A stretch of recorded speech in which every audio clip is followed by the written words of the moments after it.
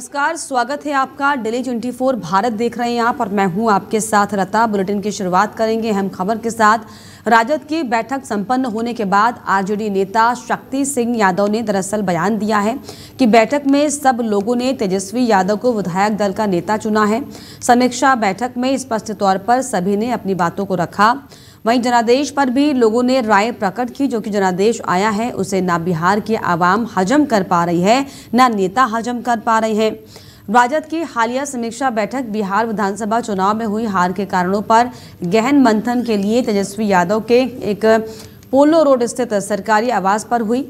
इस बैठक में पार्टी के निर्वाचित विधायकों के साथ साथ हारे हुए उम्मीदवारों ने भी भाग लिया और चुनावी नतीजों की अप्रत्याशित तस्वीरें सामने रखी।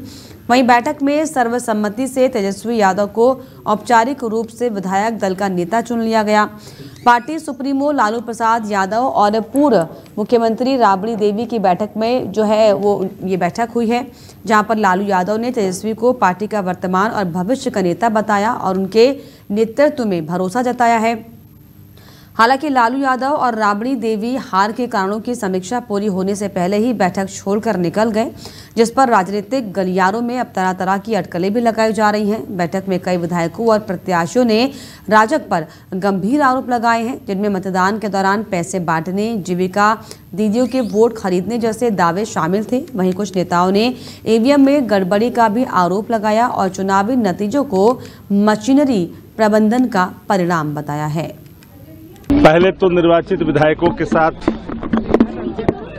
जो बैठकें हुई, उस बैठक में सब लोगों ने तेजस्वी यादव जी को राष्ट्रीय जनता दल विधायक दल का नेता चुन लिया है। समीक्षा बैठक में स्पष्ट तौर पर राष्ट्रीय अध्यक्ष जी ने, पूर्व मुख्यमंत्री श्रीमती राबड़ी देवी जी ने, वरिष्ठ नेताओं ने, जगदानंद सिंह जी ने, उदयेंद्र नारायण चौधरी जी ने, सब लोगों ने अपनी बातें रखी। जो ये जनादेश है उस पर भी राय लोगों ने प्रकट की। चूंकि धरातल पर जो हालात था, उन हालातों से हर कोई बिहार का आदमी अवगत था कि सत्ता प्रतिष्ठान के खिलाफ एक आक्रोश है। बावत भी जनादेश जिस रूप में आया, इसे न बिहार की आवाम हजम कर रही है, न नेता हजम कर रहे हैं, कोई नहीं हजम कर रहा है। लेकिन नेता प्रतिपक्ष तेजस्वी जी ने जो बातें स्पष्ट तौर पर कही, उसके बाद सब उन्होंने कहा कि भाई लोकतांत्रिक प्रक्रिया के तहत और किन्हीं लोगों को अगर आप चुनना चाहते हैं तो आप स्वतंत्र हैं। पहले तो आरजेडी नेता शक्ति सिंह यादव को आपने सुना, जिनका साफ तौर पर ये कहना है कि दरअसल ये जो हार बिहार में आरजेडी को मिली है, इसको ना नेता हजम कर पा रहे हैं, ना कार्यकर्ता हजम कर पा रहे हैं। हालांकि नेताओं ने, विधायकों ने जो है मिलकर अपने विधायक दल का नेता चुन लिया है। तेजस्वी यादव को जो है विधायक दल का नेता बनाया गया है।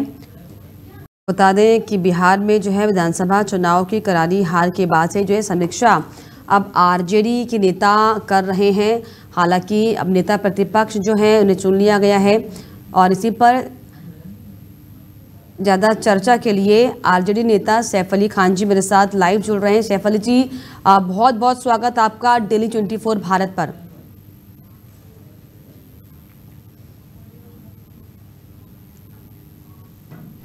जी धन्यवाद।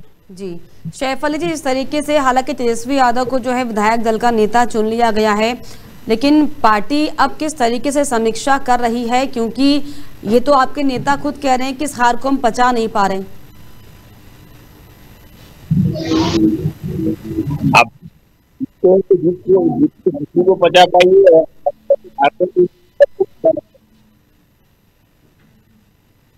पॉलिटिकल मेरी आवाज का क्वेश्चन,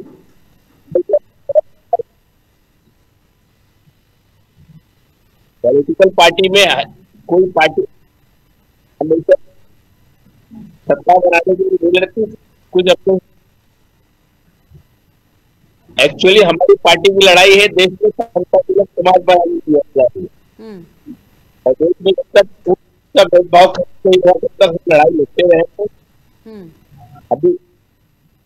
अभी जो लड़ाई है हम इस लड़ाई में बहुत पिछड़े नहीं है। अगर एनडीए 2.33 करोड़ वोट आया, 2 करोड़ 45 लाख आया, तो हमारे पास भी 1 करोड़ 88 लाख वोट है हमारे महागठबंधन। अब कहाँ चूक हुई है तो हम 5 सालों में इसका रिमूवल करेंगे, सीमा को क्रॉस करेंगे जो सीमा एनडीए के जो वोट आए थे। और कहीं ना कहीं चुनाव आयोग का पक्षपात रवैया भी वोटों को नहीं बढ़ा, कारण भी हमारी बड़ी हार हुई है। तो ऐसी हार इसको सही में बहुत से लोग नहीं बचा पा रहे हैं। हर सीट पे ये कहा जा रहा है कि इतना कम वोट क्यों आया, हमें इससे अलग चाहिए। लेकिन हम लोग कह रहे हैं कि अगर आ गया तो परिणाम जो है, परिणाम को हमें एक्सेप्ट करना है। जो हमारी लड़ाई है, समता मूलक समाज की लड़ाई, की लड़ाई, फॉर्मेलिज्म की लड़ाई, लड़ते रहेंगे, जनता के बीच लड़ेंगे। हमारे पास 1 करोड़ 88 लाख वोटर तो है हमारे। चलिए हम इस देश में समता मूलक के लिए तो आपको बता दें कि दरअसल तेजस्वी को हालांकि विधायक दल का नेता चुन लिया गया है और ये आरजेडी जो नेता है वो आश्वस्त है कि अब जो है एक और लड़ाई लड़नी है, जनता का विश्वास जीतना है। हालांकि अब देखने वाली बात होगी कि अब जो 5 साल आने वाले विपक्ष के तौर पर तेजस्वी यादव आरजेडी पार्टी किस तरीके से अपनी भूमिका अदा कर पाती है ताकि जनता पर जो है, जनाधार पर जो है अपना विश्वास कायम रख सके।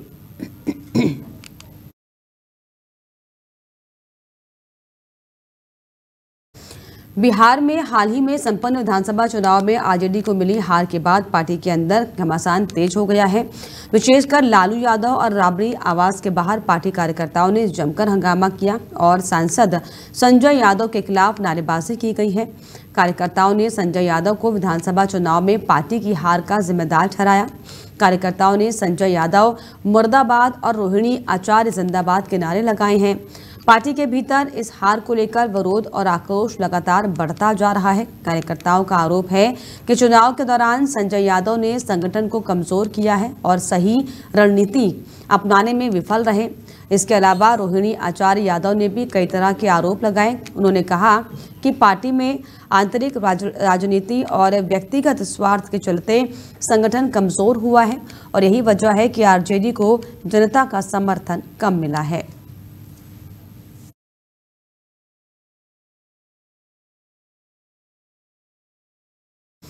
सपा के वरिष्ठ नेता और पूर्व मंत्री आजम खान और उनके बेटे पूर्व विधायक अब्दुल्ला को सजा होने के बाद जेल ले जाया गया।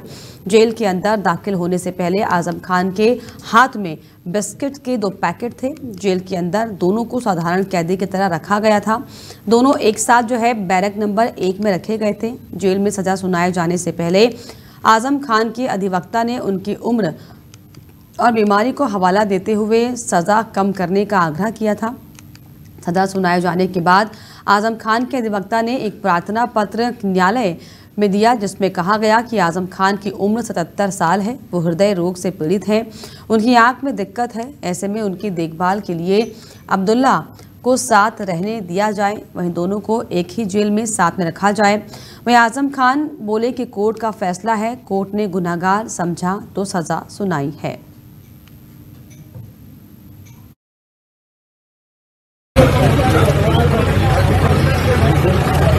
आदम में कुछ कहना चाहेंगे? कुछ नहीं, क्या कहना है, अदालत का फैसला है, क्या कहना। कोर्ट ने आपको 7 साल की सजा सुनाई है, बेहतर है, गुनाहगार समझा तो सजा सुनाई है।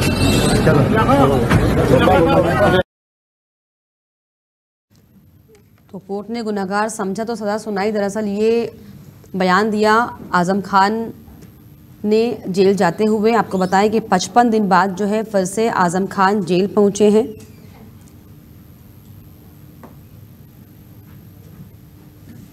तो आपको बता दें कि दरअसल आजम खान पर कई जो है आरोप लगे हुए हैं। हालांकि कुछ दिनों की बेल के लिए वो जेल से बाहर थे।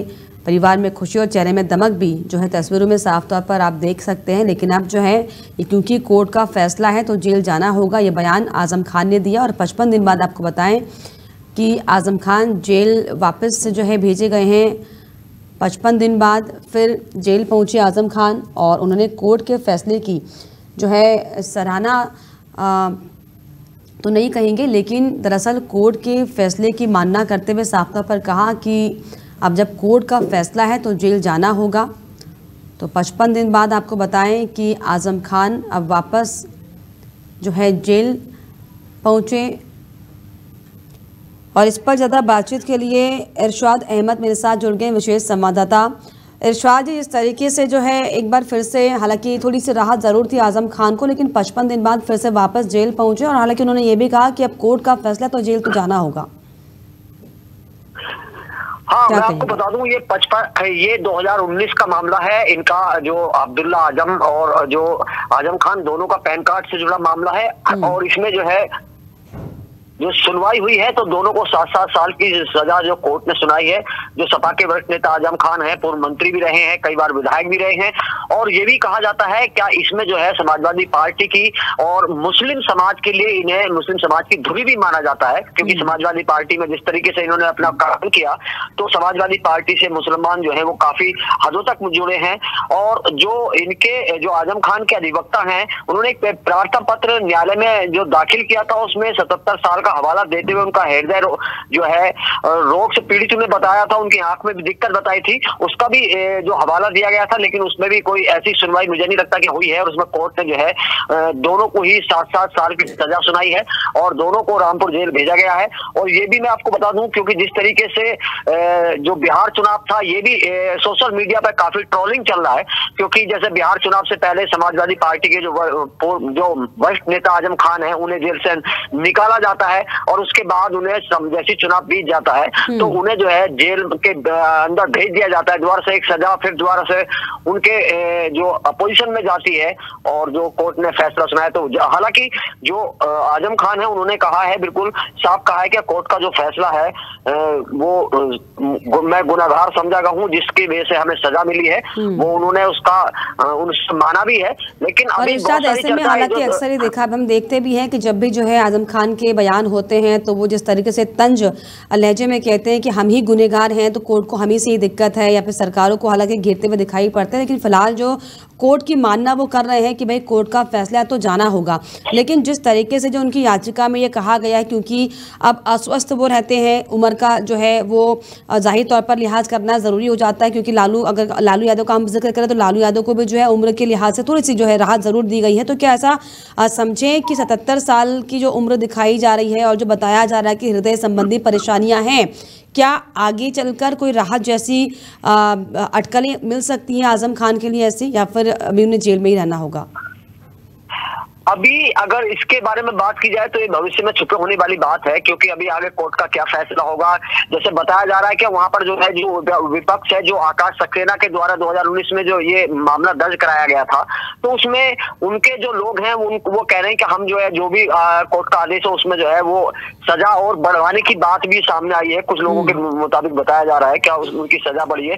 लेकिन इसे देखते हुए जो समाजवादी के राष्ट्रीय अध्यक्ष अखिलेश यादव हैं, उन्होंने भी एक ट्वीट किया है, उसमें लिखा है, सत्ता के गुरूर में जो नाइंसाफी और जुल्म की हदें पार कर देते हैं वह खुद और एक दिन कुदरत के फैसले की गिरफ्त में आकर बेहद बुरे अंत की ओर जाते हैं। ये उन्होंने तंज कसा है, अखिलेश यादव ने ट्वीट किया है ये। और उसके बाद में जिस तरीके से जो ये राजनीतिक जो हलचल मची है, जैसे एक अच्छे नेता, समाजवादी पार्टी के वरिष्ठ नेता आजम खान को जेल में दोबारा से जाने के बाद जो है वो सरगर्मियां काफी तेज हो गई हैं और लोग तरह तरह के कयास भी लगा रहे हैं। अदरवाइज जो पार्टी है, पहले जब 55 दिन के बाद जो जेल से निकले थे तो लोग कह रहे थे कि समाजवादी के जो नेता हैं वो बसपा में जाएंगे, भाजपा में जाएंगे, बहुत सारी अटकलें सामने आई थी। लेकिन हालांकि मैं आपको ये भी बता दूं, क्या उनसे जिस तरीके से अखिलेश यादव का मिलना हुआ है, आजम खान के साथ में अखिलेश यादव मिलने आए, रामपुर आए, और रामपुर आने के बाद उससे एक ही दिन पहले जो है बहन कुमारी मायावती ने जो है लखनऊ में एक रैली की थी, तो लोगों का मानना ये था क्या उस रैली में आजम खान जो है सम्मिलित हो जाएंगे, लेकिन ऐसा कुछ भी नहीं था। जैसे सामने आया तो अखिलेश यादव से मिले और अखिलेश यादव ने भी इस बात को जो है ट्वीट के माध्यम से जो वो कहा है, तो ये एक बड़ी बात है। और काफी हदों तक जो है ये भी चर्चाएं हैं, अब फिलहाल जो चर्चाएं हैं, क्योंकि राजनीतिक दौर काफी गर्म हो गया है, क्यों बताया जा रहा है कि लोग कह रहे हैं कि बिहार के चुनाव से पहले आजम खान को निकाला क्योंकि उनके जो बयान होते हैं वो कहीं ना कहीं मुस्लिम पक्ष के लिए होते हैं और मुस्लिम पक्ष के हिसाब से जो है वो उसका फायदा जो है बिहार में मिलेगा, ये भी लोग कह रहे हैं। बिल्कुल, ऐसे में अब देखने भी वाली बात होगी कि जो 55 दिन बाद अब फिर से जेल जो आजम खान पहुंचे हैं, हालांकि आगे जो है किस तरह के स्टेटमेंट रहते हैं उनके और क्या कोर्ट अब जो है उनको लेकर फैसला करता है। बहुत शुक्रिया फिलहाल आपका इरशाद इस पर चर्चा के लिए। तो आपको बता दें कि आजम खान जो है 55 दिन बाद वापस से जेल पहुंचे हैं। हालांकि अक्सर जो है देखते हैं कि वो कोर्ट को लेकर अपनी पार्टी के आला नेताओं को लेकर कई तरह के जो है तंज जरूर कसते हुए दिखाई पड़ते हैं, लेकिन अब जो याचिका उनकी तरफ से, उनके वकील की तरफ से दाखिल की गई है, कितनी जो है उसको लेकर उन्हें जो है खैर खबर हालांकि ली जाती है कोर्ट की तरफ से, ये देखने वाली बात होगी।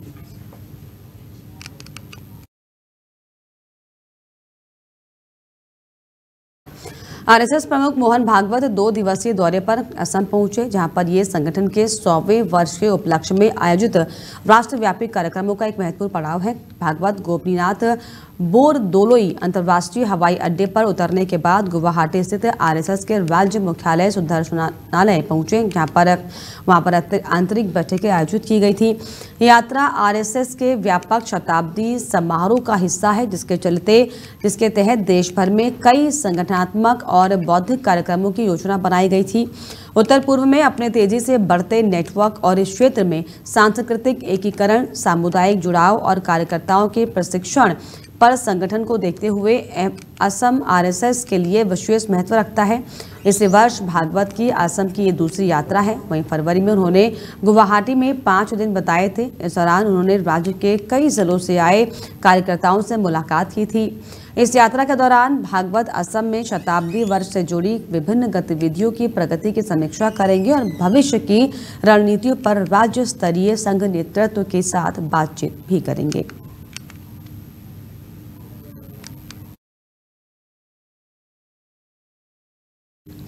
बांग्लादेश में पिछले साल हुए छात्र आंदोलन पर हिंसक दमन और उससे जुड़े मानवाधिकार उल्लंघनों पर आए ताज़ा फैसले पर संयुक्त राष्ट्र ने प्रतिक्रिया दी है। यूएन मानवाधिकार कार्यालय ने एक बार फिर से मौत की सजा का कड़ा विरोध जताया, लेकिन पीड़ितों के लिए न्याय सुनिश्चित करने की आवश्यकता पर जोर दिया। जुलाई 2024 में हुए छात्र विरोध प्रदर्शनों के हिंसक दमन के बाद एक यूएन नेतृत्व वाली जांच में यह पाया गया था कि पिछले साल जुलाई और अगस्त के दौरान 1400 लोग मारे गए और हजारों घायल हुए थे। वहीं ऑचर ने इस फैसले को पिछले साल विरोध प्रदर्शनों के दमन के दौरान किए गए गंभीर मानवाधिकार उल्लंघनों के पीड़ितों के लिए एक महत्वपूर्ण क्षण बताया है। वहीं संयुक्त राष्ट्र मानवाधिकार प्रमुख ने कहा कि एकत्र किए गए सबूत राज्य की बेलगाम हिंसा और लक्षित हत्याओं की एक परेशान करने वाली तस्वीर पेश करते हैं।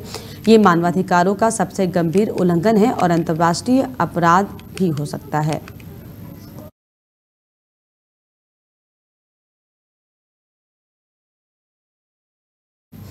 अमेरिका के राष्ट्रपति डोनाल्ड ट्रंप ने कहा कि वो सऊदी अरब को दुनिया का सबसे आधुनिक लड़ाकू विमान F-35 बेचेंगे। ये घोषणा सऊदी क्राउन प्रिंस मोहम्मद बिन सलमान की 7 साल बाद पहली वाशिंगटन यात्रा से ठीक एक दिन पहले हुई है। ट्रंप ने कहा कि हाँ, हम ऐसा करेंगे। हम F-35 जो है बेच रहे हैं। क्राउन प्रिंस अमेरिका से 2 बड़ी मांगे लेकर आ रहे, एक अमेरिका से सऊदी अरब की सैन्य सुरक्षा की लिखित गारंटी और दूसरी F-35 विमान खरीदने का समझौता है। हालांकि ट्रंप प्रशासन के अंदर कुछ अधिकारी चिंतित हैं कि ये तकनीक चीन के हाथ लग सकती है, क्योंकि सऊदी अरब और ड्रैगन के रिश्ते पिछले कुछ सालों में बहुत करीबी हो गए हैं। पिछले महीने दोनों देशों ने सऊदी अरब में संयुक्त नौसेना अभ्यास किया था। 2023 में चीन ने ही सऊदी अरब और ईरान के बीच राजनयिक संबंध बहाल करवाए थे। ट्रंप इस सौदे से सऊदी अरब को इजराइल के साथ रिश्ते सामान्य करने के लिए दबाव बनाना चाहते हैं। उन्होंने कहा कि मुझे उम्मीद है कि सऊदी अरब जल्द ही अब्राहम समझौते में शामिल हो जाएगा।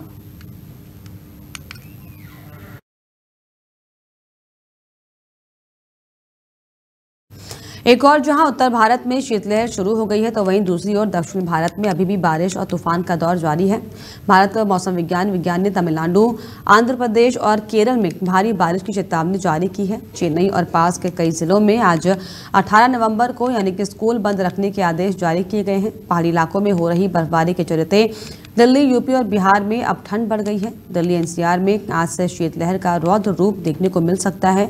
सुबह और शाम के समय लोगों को सावधान रहने की जरूरत है। मौसम विभाग के मुताबिक अधिकतम तापमान 26 डिग्री सेल्सियस रहेगा और न्यूनतम तापमान 10 डिग्री तक पहुंच सकता है। उत्तर प्रदेश में भी आज मंगलवार से शीतलहर की संभावना है। कानपुर, बाराबंकी, इटावा, लखनऊ, प्रयागराज में सुबह के समय तेज हवा चलने की संभावना है। लखनऊ के अमौसी स्थित आंचलिक मौसम केंद्र से मिली जानकारी के मुताबिक आज पूर्वी और पश्चिमी यूपी के कई जिलों में सुबह हल्का कोहरा देखने को मिलेगा। हालांकि दिन चढ़ने के साथ ही मौसम सामान्य हो जाएगा। यूपी से सटे बिहार की बात की जाए तो मौसम विभाग के मुताबिक मंगलवार को बिहार में पारा तेजी से गिरेगा और सुबह के समय शीतलहर का अटैक देखने को मिल सकता है। पटना, भोजपुर, सिवान, गया, मधुबनी, पूर्णिया समेत सीमांचल के कई जिलों में कोल्ड अटैक भी देखने को मिलेगा।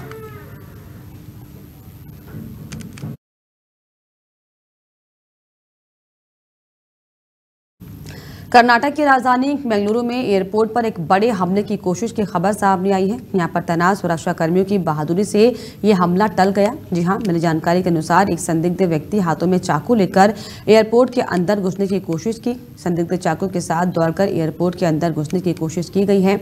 इसकी हरकतों को देखकर एयरपोर्ट पर मौजूद CISF के सुरक्षा जवानों ने उसे कुछ ही देर में धर दबोचा। इस घटना का CCTV फुटेज भी सामने आया है। बताया जा रहा है कि संदिग्ध की पहचान समेत अहमद के रूप में सोहेल अहमद के रूप में इसकी पहचान की गई। मिली जानकारी के अनुसार बेंगलुरु के अंतर्राष्ट्रीय हवाई अड्डे पर एक संदिग्ध शख्स चाकू के साथ एयरपोर्ट के अंदर घुसा। वहीं ये घटना रविवार देर रात करीब 11:59 की है। इसका CCTV फुटेज भी सामने आया। इसमें देखा जा सकता है कि एक संदिग्ध चाकू लेकर सुरक्षा कर्मियों को चकमा देने की कोशिश करते हुए एयरपोर्ट की ओर बढ़ता है। यहां पर लगे बैरिकेडिंग को पार कर वो एयरपोर्ट के अंदर घुसने की नाकाम कोशिश करता है। वो टर्मिनल 1 के आगमन लेन के पास एक चाकू के साथ 2 टैक्सी चालकों की ओर दौड़ता हुआ देखा गया। कुछ ही देर में हमलावर को धर दबोचा। इस दौरान सबसे पहले सुरक्षा कर्मियों ने संदिग्ध के हाथों से चाकू छीन लिया। संदिग्ध सफेद टोपी पहना हुआ दिखाई पड़ रहा है।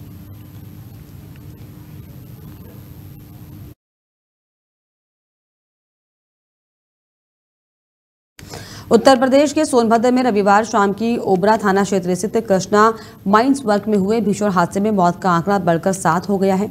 मंगलवार देर शाम रेस्क्यू दलों ने मलबे से एक और शव बरामद किया, जिसके बाद अब तक कुल 7 मजदूरों के शव निकाले जा चुके हैं। SDRF, NDRF, स्थानीय पुलिस और जिला प्रशासन की टीमें लगातार राहत और बचाव कार्य में जुटी हुई हैं। प्रशासन के अनुसार बरामद किए गए 7 शवों में से 6 की पहचान हो चुकी है, जबकि एक शव बुरी तरह से क्षत अवस्था में मिलने के कारण उसकी पहचान में कठिनाई आ रही है। घटनास्थल पर जिलाधिकारी समेत सभी वरिष्ठ अधिकारी मौजूद हैं और रेस्क्यू अभियान रात भर जारी रखने के निर्देश दिए गए हैं। हादसे के बाद सुरक्षा और कानून व्यवस्था को ध्यान में रखते हुए मिर्जापुर, वाराणसी और भदोही से अतिरिक्त पुलिस बल बुलाकर मौके पर तैनात किया गया है। आसपास के इलाकों में भारी भीड़ को रोकने और ऑपरेशन को सुचारू रखने के लिए बैरिकेडिंग भी बढ़ा दी गई है।